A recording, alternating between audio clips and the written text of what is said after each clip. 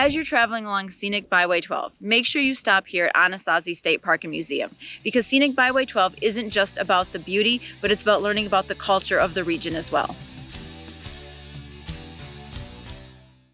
While you're traveling along Scenic Byway 12 in Utah, make sure you stop at the Anasazi State Park Museum in the town of Boulder, where you can see the remains of an ancestral Puebloan community.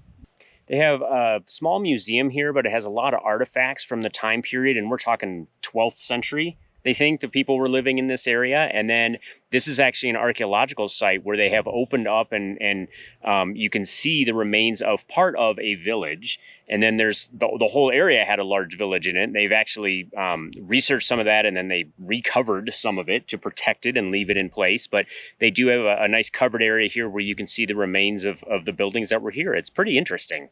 Yeah, it was really cool that they were able to excavate a significant portion of it so that you can actually see it. So oftentimes you go places and it's just either a reconstruction or just drawings. And here they actually uncovered and then fenced it off so you can really actually see it. This is the Anasazi State Park, and Anasazi is a Navajo term for ancient enemies, although we don't actually know what the people here called themselves. And in fact, there's a number of different cultural groups that came together in this site. They know whether it was the Fremont Indians or the ancestral Pueblans or even other groups that came here and, over the years. And what's really interesting is that when those people that lived here on this site actually left the area, we don't know whether to drought or drought, famine, war, they just decided to move on. They burned the structures here.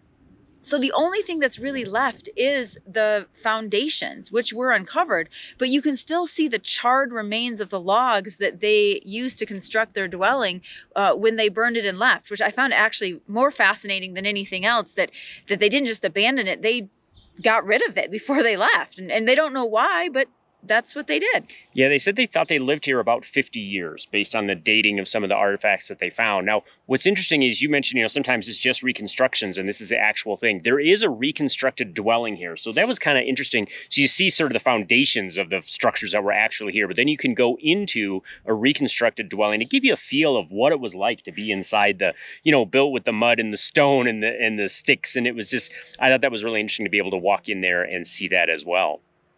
We're inside a reconstruction of an ancestral Puebloan dwelling, and I would have fit right in because, as you can see, this is the ceiling, and I read on a sign where the average male height was 5'4" and the average female height was 5'2", and well, I'm 4'11", so this would have worked great for me. So as you're rolling along Scenic Byway 12 and seeing all the beauty that nature has to offer, make sure you stop and check out places like Anasazi State Park Museum, because there's a lot of rich history and culture that you can learn about at places like this as well. In the meantime, keep on trekking. And we'll see you out there.